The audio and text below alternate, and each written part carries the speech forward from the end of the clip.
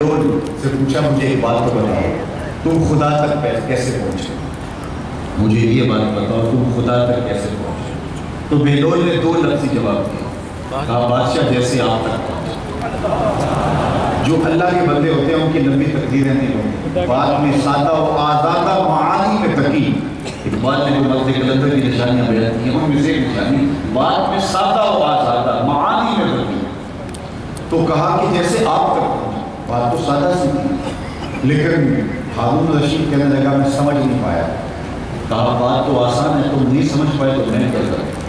کہا تشریح چاہتا ہوں۔ کہا سنو، میں خود آنا چاہتا تو درخواست دیتا، پھر دیوان خانے میں جاتا، جمع کرواتا، کئی مہینوں کے بعد ایک پروسیس کے بعد آپ تک پہنچتی، پھر آپ کی مرضی ہوتی تو آپ اس درخواست کو قبول کرتے، نہ کرتے، قبول کرتے تو پھر اپنی مرضی کا وقت دیتے۔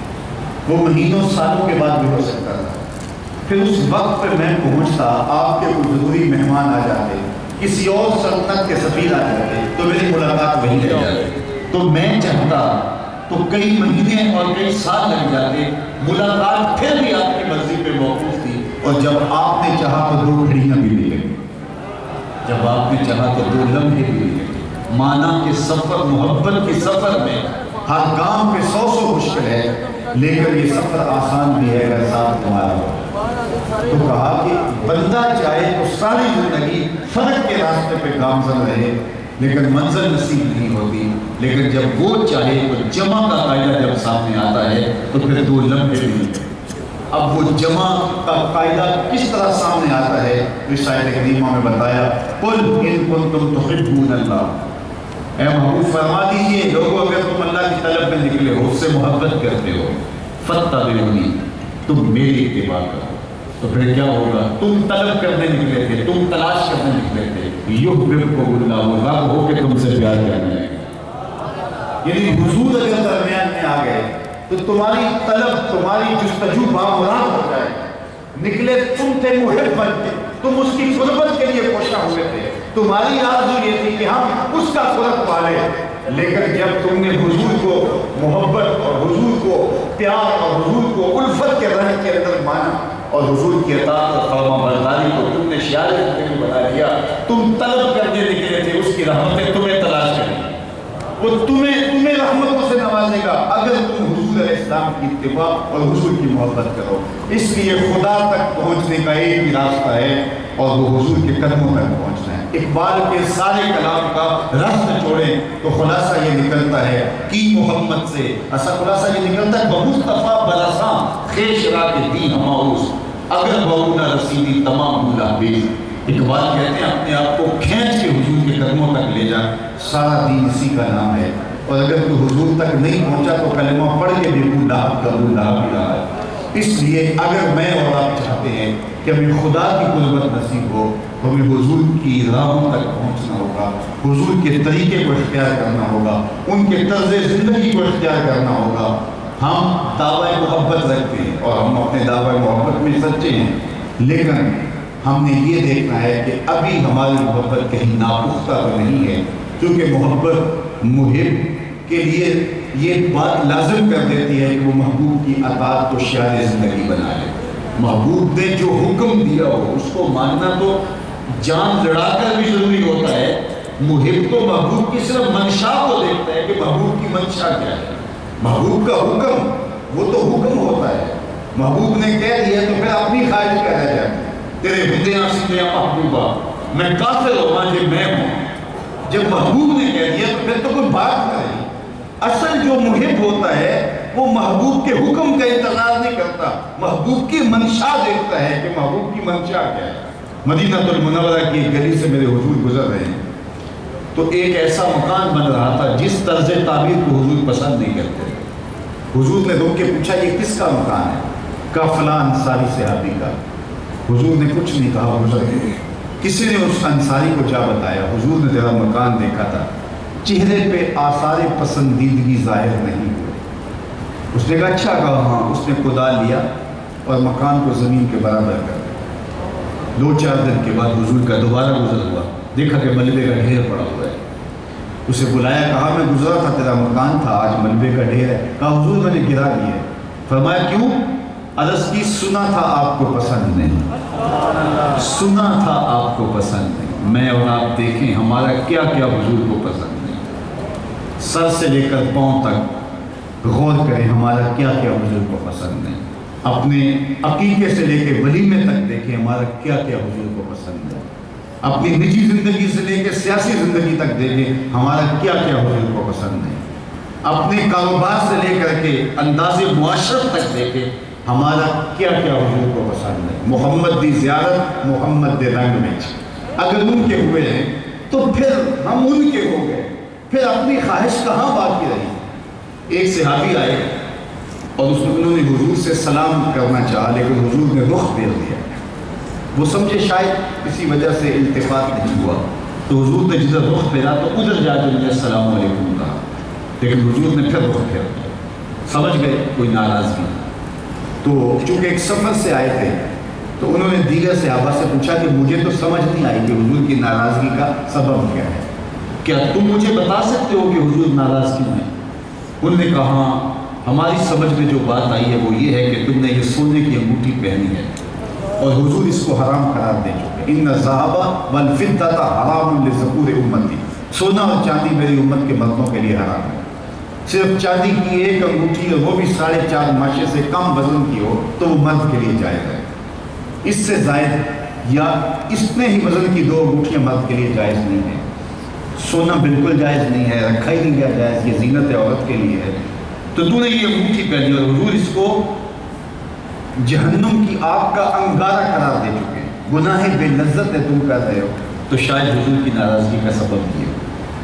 وہ آگے بڑھا اور حضور علیہ السلام کی بارگاہ میں حاضر ہو کے انگوٹھی اتار کے حضور کو پیش کرتے ہوئے کہا حضور اس وجہ سے ناراض ہیں. تو آقا کریم نے یوں انگوٹھی پھینک دی.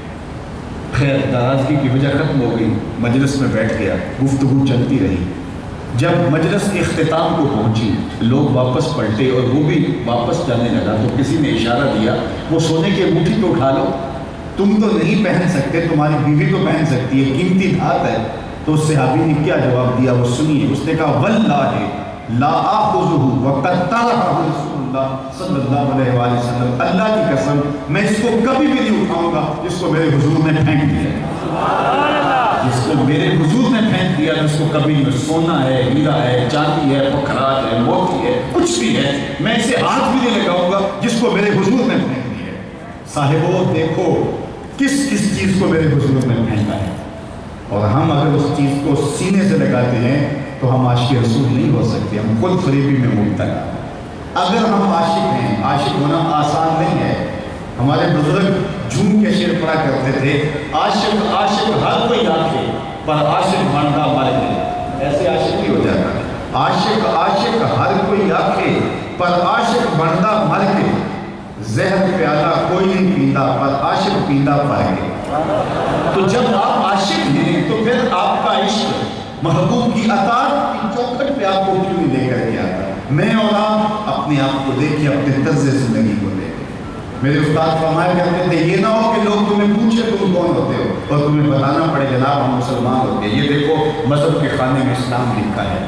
آپ فرمایا کرتے تھے صاحب نہ کسی کو پوچھنا پڑے نہ تجھے بتانا پڑے, تیری مزہ کرتا طرز زندگی انداز معاشرت ایسا ہونا چاہیے تم دور سے آ رہے ہو لوگ پہچان کے کہیں وہ دیکھو آقا کا غلام آیا. نور آنکھوں میں تو چہروں کے اجالے ہوں گے, مصطفیٰ والوں کے انداز نرالے ہوں گے. دنیا میں بھی ان کے دم سے مقدر چمکا, محشر میں بھی ان کی رحمت کے روایے ہوں گے. تو اگر ان کے ہوئے ہیں تو پھر سر سے لے کر پاؤں تک انہیں کے ہو جائے. ہمارا طرز زندگی بتائے ہم نوکر رسول کے ہیں, ہمارا انداز معاشرت بتائے ہم نوکر رسول کے ہیں. ربیع الاول کا موسم آ رہا ہے, اپنے گھروں میں ضرور جھنڈیاں لگانا, لیکن صرف جھنڈیاں تمہارے گھروں میں نہ لگیں, دل کے ایک ایک پل پہ نام محمد کی جھنڈی ضرور لگانا. صرف منڈیروں پہ چلانا نہ کرنا, بلکہ تمہارے دل کی گلیوں میں حضور کے نام کا چلانا ہونا چاہیے. میں نے دیکھا جلوس کے دن ربیع الاول کی 12 تاریخ سے پہلے لوگ اپنے گھروں کو اور اپنی گلیوں اور بازاروں کو صاف کر رہے ہوتے ہیں, کوڑا بھی اٹھا کے پھینک رہے ہوتے ہیں کہ جناب یہاں سے میلاد کا جلوس گزرنا ہے, بہت مبارک ہے. اور بہت اچھا کام ہے کہ تم نے گلیوں کا گند صاف کر دیا اور کوڑا اٹھا کے پھینک دیا۔ صاحب ایک جھاڑو لے کے دل کی نگری میں بھی آؤ، بہت سارے کوڑے یہاں بھی پڑے ہوئے ہیں، بہت سارے ڈھیر نفرتوں کے، حسد کے، کینے کے، بغض کے یہاں بھی پڑے ہیں، اور آؤ کوئی جھاڑو لے کے ادھر بھی آؤ اور اس دل نگر کی بھی صفائی کرو اور اندر سے بھی اور باہر سے بھی حضور کا میلاد بناؤ۔ میرے شیخ فرماتے ہیں یاری ناتو پاک نبی سنگ اے پر پوری یاری، پھر ضرور قبول ہے تیرا لکھ نہ لو ایک بار۔ پھر تم ایک بار ہی کہو گے تو لاکھ سے زیادہ بس نہیں ہوگا جب تمہارا اندر بھی دودھ پڑ رہا ہوگا، تمہارا باہر بھی دودھ پڑ رہا ہوگا۔ آئیے اس موسم رحمت میں اپنے آپ کو بدلنے کی کوشش کیجیے۔ حضور کی رحمتیں چھما چھم برستی ہیں، دلوں کے آنگن محبت رسول سے آباد ہوتے ہیں۔ محبت اپنے تمام تر آداب کی رعایت کے ساتھ ہمارے وجود سے ظاہر ہو، ہمارا طرز زندگی حضور کی محبت اور حضور کے پیار کا رنگ دکھائے، اور ہم دور سے دکھائی دیں کہ ہم عاشق رسول ہوتے ہیں، ہم غلام رسول ہوتے ہیں۔ اور اگر ہم اپنی خواہش کی زندگی بسر کرتے ہیں اور دعویٰ عشق رسول کرتے ہیں تو پھر ہمیں بہت زیادہ سوچنا چاہیے۔ اقبال نے کہا تھا چوں بنا میں مصطفیٰ خانہ ضرور، آز خجالت آب بھی گردد وجود، عشق بھی گوئل کے محکوم گئے، سینہ دعاز بتا مہانی دے دے، تا نداری از محمد رنگ رو، از زبان خود میانہ نام رو۔ کہا اگر ظاہر باطن میں ان کے رنگ میں اپنے آپ کو رنگ نہیں دیتا تو اپنی زبان سے ان کے نام کو میلا نہیں کرتا۔ ان کے ذکر کی مہک سے اپنے مشام ہستی کو معطل کرو، اپنی روح کو سیراب کرو، پھر تم جدھر سے گزرنے جاؤ گے وہ مہک پھیلتی چلی جائے گی، وہ خوشبو پھیلتی چلی جائے گی۔ حضور علیہ السلام کی سیرت اور حضور کے کردار کی جھلک جب ہمارے وجود میں اترتی ہے تو ہماری زبان بولے نہ بولے ہمارا وجود ہی تبلیغ کا منبع بن جائے۔ میرے شیخ حضرت شاہ لکشمن بخاری علیہ رحمہ فرماتے ہیں، کتنی پتے کی بات ہے، فرماتے جس شخص کی خاموشی تبلیغ نہیں کرتی، خاموشی اثر انداز نہیں ہوتی، اس کی گفتگو بھی اثر انداز نہیں ہوتی۔ تو میں اور آپ اپنی خاموشی کو مؤثر بنائیں، اپنے کردار کو مؤثر بنائیں۔ گفتار تو بہت لوگ خوبصورت کر لیتے ہیں، گفتار تو جو ہے وہ بہت اچھی کی جا سکتی ہے، لیکن اصل چمک جو ہے وہ انسان کے کردار کی ہے۔ کردار چمکدار ہو، گفتگو مرتب نہ ہو، پھر بلال کا اصحر بھی اشہر مان لیا گیا، پھر بلال کا اصحر بھی وہ قیامتیں کھاتا ہے، وہ دلوں پہ بجلیاں گراتا ہے، جو لوگوں کا اشہر بھی نہیں گراتا، اس لیے کہ پیچھے کردار کی چمک موجود۔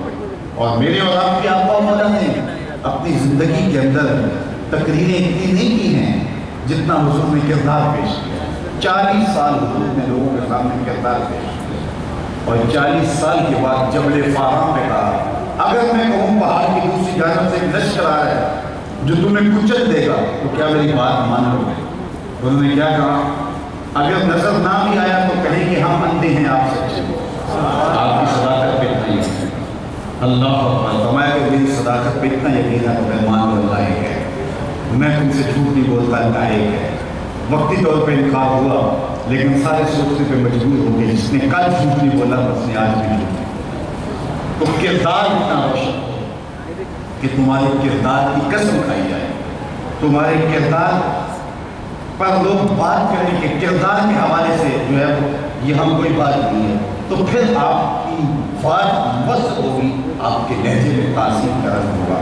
لیکن اگر ہم باتیں خوبصورت کریں گے تو کردار اس کی گواہی نہ دے رہا ہو تو پھر رفتار بھی ہواؤں میں ہو جاتی ہے، لفظ بھی تحریر ہو جاتے ہیں، وہ کانوں کو لذت تو دیتے ہوں گے لیکن روح میں اٹھنے کا فن نہیں جانتے۔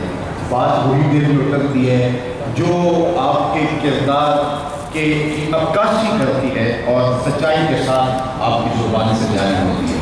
وہ فارسی والے کہتے ہیں از دل خیزت بات دل ہے، جو دل سے بات نکلتی ہے وہی دل میں پیوست ہوتی ہے۔ آئیے میں اور حضور علیہ السلام کے ساتھ جو محبت ہے اس کو عملی روپ میں لے کر آئے۔ بہت ہو گیا، باتیں تو ہم نے بہت کر لی اور ہم واقعی بہت بڑے رسول اس میں شک کی ہے، لیکن آئیے آپ اپنے اس عشق کو تہذیب دیں، اپنے اس عشق کو عمل کے رنگ میں لگیں، اس عشق کو، اس محبت کو جو ہے حضور کی اطاعت اور فرما برداری کے دائرے میں لے کر آئیں۔ جب ہم اس کو حضور کی اطاعت کے دائرے میں لے کر آئیں گے، فرما برداری کے دائرے میں لے کے آئیں گے، پھر ہم نہ بھی بولیں گے تو تبلیغ ہوتی رہے گی۔ اور اگر ہم چیخ کے آسمان سر پہ اٹھا لیں گے لیکن ہمارا کردار اس کی گواہی نہیں دے رہا ہوگا، تو پھر ہمارے لفظ ہے وہ لوگوں پر اثر انداز نہیں ہوگا۔ سوامی لکشمن پرساد انڈین رائٹر ہے، اس نے کتاب لکھی عرب کا چاند، جس میں حضور کی سیرت کے عنوان چھڑے ہیں۔ میں نے وہ کتاب بچپن میں 3 مرتبہ غالباً پڑھی تھی۔ اس کتاب میں اس نے گویا سطروں میں چراغ رکھی ہوئی، اتنی خوبصورت کتاب حضور کی سیرت میں۔ اس کی کتاب کو پڑھ کے ایمان کو تازگی ملتی ہے۔ اس نے سوامی سے کہا کہ تو نے مسلمانوں کے نبی کی سیرت پر اتنی خوبصورت کتاب لکھی ہے، جس کو پڑھ کر ایمان تازہ ہو کے وہ خود مسلمان ہو گیا۔ تو سوامی لکشمن پرساد نے جو جواب دیا وہ سننے کے لیے کافی ہے۔ اس نے کہا تھا جب میں مسلمانوں کے نبی کی سیرت لکھنے کے لیے امہات کتب سید کا مطالعہ کیا تو یہ جذبہ میرے دل میں بھی جاگا کہ جس کی سیرت کے گوشے اتنے روشن ہیں، میں اس نبی کا غلام کیوں نہیں بن جاتا۔ لیکن جب دور موجود کے مسلمانوں کو دیکھتا ہوں تو میں کہتا ہوں میں ہندو بھی۔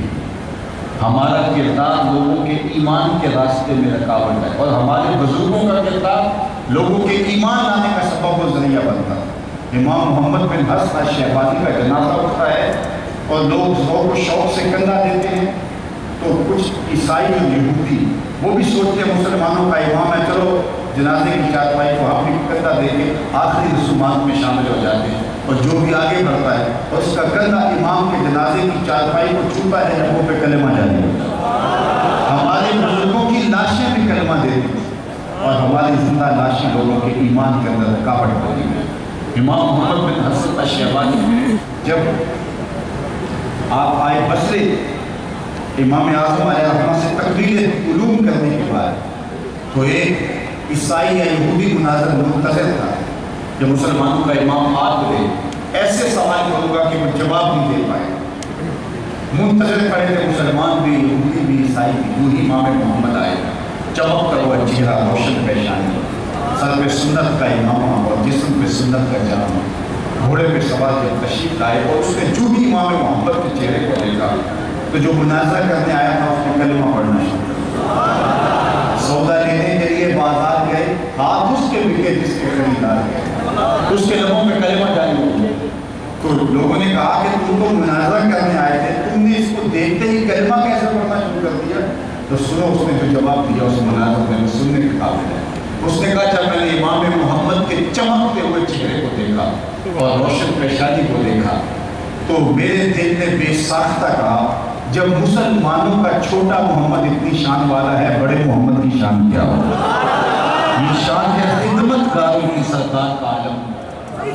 اگر ہمارا کردار اچھا ہو تو ہمارے کردار سے لوگ کتنے متاثر ہوں کہ جب ایک امتی کا یہ کردار ہے تو نبی کے کردار کا عالم کیا ہوگا۔ لیکن آج ہمارا کردار لوگوں کو دین سے دور ہٹاتا ہے، اس لیے صاحب میری گفتگو کا زیادہ زور ادھر ہی رہتا ہے کہ ہمیں اپنے کردار پر توجہ دینی چاہیے اور اپنے اندر اترنا چاہیے۔ ہم نے نعرے بھی بہت لگا لیے اور ہم نے تقریریں بھی بہت کر لی، ہم نے محافل اور مجالس بھی بڑے بڑے پیمانے پہ منعقد کر لی۔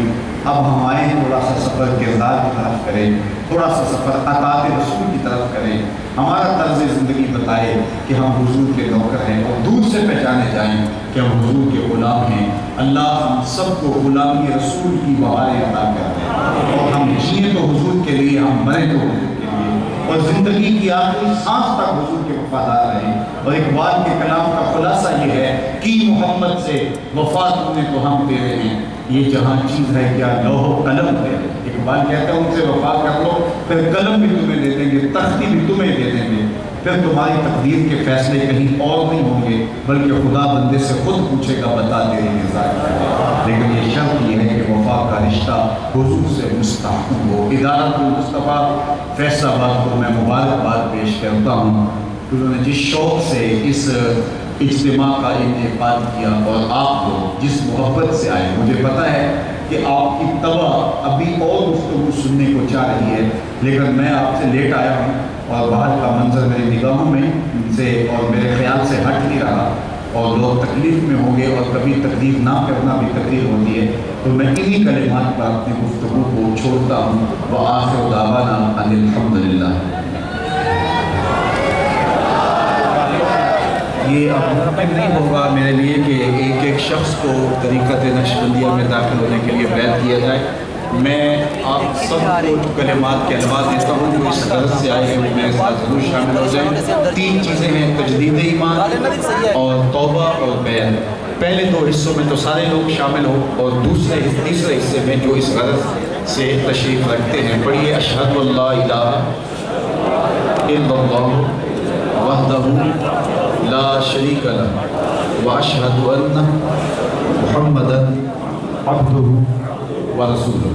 اے اللہ، زندگی میں قصداً یا سہواً مجھ سے کوئی کفریہ یا شرکیہ کلمہ یا فعل سرزد ہو گیا، تجدید ایمان کرتا ہوں، پچھلے گناہوں سے توبہ کرتا ہوں، آئندہ پانچگانہ نماز، رمضان شریف کے روزے، مال بخشا یا زکوٰۃ، توفیق ہوئی حج بیت اللہ، والدین کی فرما برداری، رزق حلال کمانا کھانا اختیار کروں گا۔